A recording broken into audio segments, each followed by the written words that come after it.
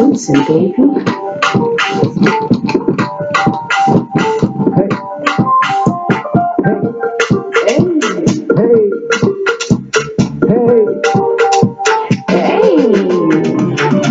Cruise with us here on the show. From good things to bad things, you never know. Come click, double click, subscribe to see the journey we go through. Become family, learn new things, see fun stuff. Cruise with the cruise, you'll never get enough. Melissa's civilian, cooking and more. Young black couple, watch us soar.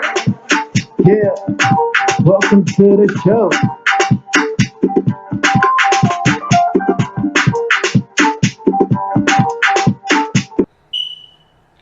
Cuando ese negro detrás de mi espalda, sabe que es hora. It's tabletop. Where you see the black man is back and now you know that table 10 more talk. Hola a todos, ¿cómo estás? Good shawty buddy.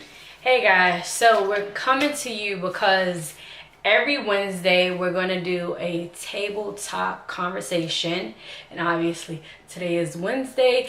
But besides that, and before we get into the video, we have a page on Facebook. And basically, do you want to explain the page? Like what it's about?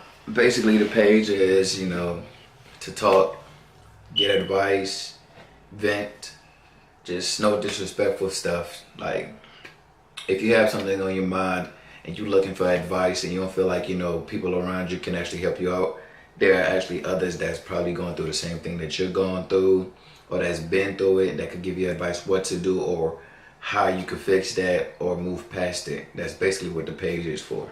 Yeah, and to add into what he was saying, we're basically trying to restore light back into your life, bring that happiness and that peace. Like he said, a little further in depth, if you are having marital problems, relationship problems inside your high school with a teacher, suicide, addiction, whatever, like I'm telling you, our topics are open to everything.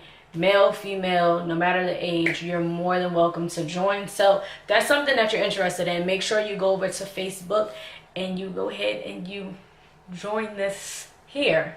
But besides that, the first topic that we kind of brought up was let's see, being friends or having a family member who's toxic and can't take advice, but you want to basically keep them in your family. Like you don't want to let them go because you're that last hope, that last connection of life for them.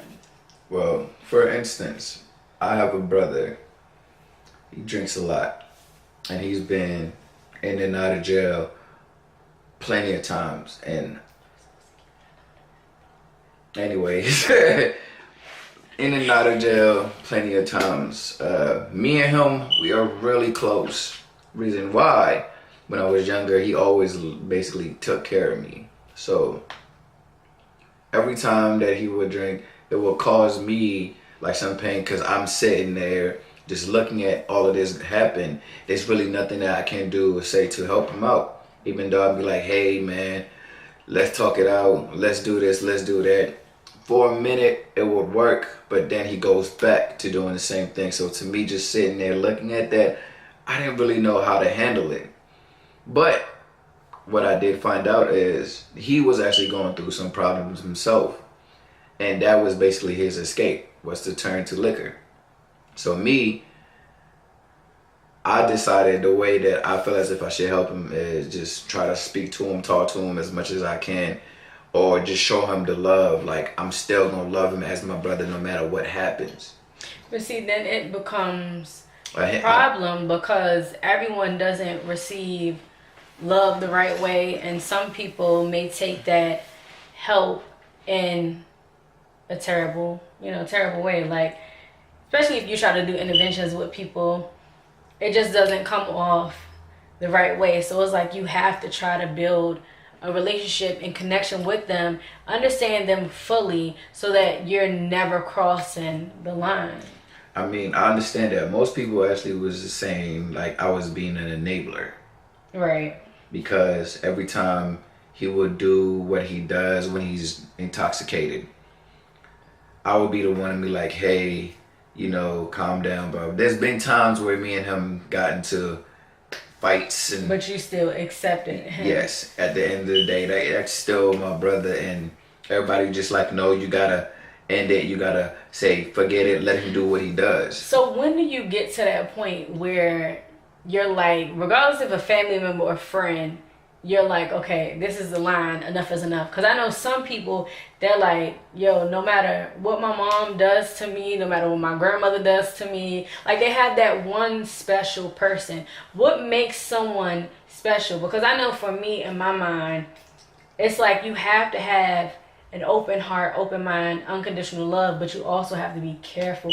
But what will make someone a part of that circle? Like you can't cut them off. But when is enough though? Me, honestly, the way that I've been raised and the things that I've gone through, especially with him, I don't honestly know when enough is enough, because it's blood. You can't stop. I know everybody says just because you guys are related doesn't really make it family, but that right there, my brother, way I'm raised, the way that I am as a human being, you can do a lot of things to hurt me, but at the same way, the way that I'm wired, I'm always gonna be there to try to help you, no matter what it is. Excuse me, but that's damaging. So, and I know it's a lot of people out there that's actually like my husband. Like, no matter what someone do to them, family, they're just like all in it, all for it. But you have to set defines to everything. You have to set that limit, that breaking point. I mean, you don't want to get to that breaking point because you really want to keep them in your life, but you have to have that breaking point, because if you're trying to be the hero to everything, who's there for you? Like, when can you lean back and have that pillow? And I think for me, I've been through so much, but I feel like losing my cousin, and the way that he passed away, he was murdered in broad daylight, and him being alive, he had so many friends and everybody, oh, this is my cousin, this is my brother, but no one came forward to speak on his behalf. So when I witnessed that, it was like, I kind of closed back from everybody. So my point is, for me, enough is enough when I got to that point where I give you one chance. And it depends on what it is. I'm the type of person, like, if you lie to me, it depends on what it is. But if I feel like I gotta look over my back or question everything that you do, family or not, I gotta let you go. Like, I don't want to be uncomfortable. You know what I'm saying? Like, I'm at that age now where I want peace. I want happiness. I don't want drama. I mean, you're gonna have drama here and there, but if it's your life, you have control over it. You can say, this is my point, and if you cross that line, I'm done. So if people have crossed your line and you're that person where it's like, okay, they crossed it once, I'm done. Be that person. Stand your ground. Stay rooted. If you're that person, like, I'm going to give you 3 chances and that's that, be that. Because at the end of the day, you kind of are. And they what? You're like, regardless if you do this or you go to jail 20,000 times, like, look, I'm still going to have your back. Sometimes you have to get that tough love because they'll kind of wake up and see. But then sometimes it's like you can't, because they take it the wrong way, get suicidal, then something happens and you feel like you're responsible. Right. If I wouldn't have done this, it would be different. So what can you do at that point? Like, what do you do at that point? Honestly, I do not know. Like, for y'all that's actually watching this, if y'all do have advice that would help me, comment down below. Comment and let me know, because till this day, if my brother was to come to my house and say, hey, I need your help, let me stay at your house, you're gonna welcome. Even though in the back of my head, I know exactly what's gonna happen 2 weeks, 2 months down the road, I'm still gonna help him. So what if you help him, right? Right. Stays at your house or whatever. What if he steals some stuff from you? You still gonna be like, okay. Like, do you have a line? Because to me, in my mind, I have people who's addicted to alcohol and stuff like that. And I feel like when you get behind the wheel and you're willing to kill yourself and somebody else, all right, come on, bro, that's enough. You're doing too much. I'd rather have my family members than have material stuff. Cause I can go buy whatever it is that person took. Oh my gosh, you're trying to figure out everything. No. Look, dude, what is the line? What is your line? Okay, the line with me that I'll say that it will cause me to actually stop helping my brother if he was to like basically do anything to jeopardize other people in my family. Like if it was you, my mom, my dad. Like, but what do you mean, like jeopardize? Like if he was to just like physical or something. Yeah, totally drunk to where he has a gun and he's like, I'm gonna do gun? this, or a knife, just a knife. Like, okay, see, all right, I've gotten fights with all of my brothers for different reasons. Some got drunk, just different reasons. So I know for a fact, like with them, they can basically protect themselves. Right. But if it was like a knife or gun or something that I know for a fact like would kill them or hurt them to a point where I'm like, oh shit, I gotta do something, then that's the point, that's the breaking point for me where I'm like, you know what, it's done, I'm tired of this, like you need extra help, like I can't give that to you and I'm not gonna keep doing this for you. So that right there, I could say that's probably is a breaking point for me. And y'all probably saying them like, damn, really? Like that's what would stop you from basically messing with your family members or like helping others out? Yeah, reason why, that's just how I am. Yeah, most people would be like, nah, if he stole from me, that'll be it. I ain't gonna fuck with him no more. But look at it this way.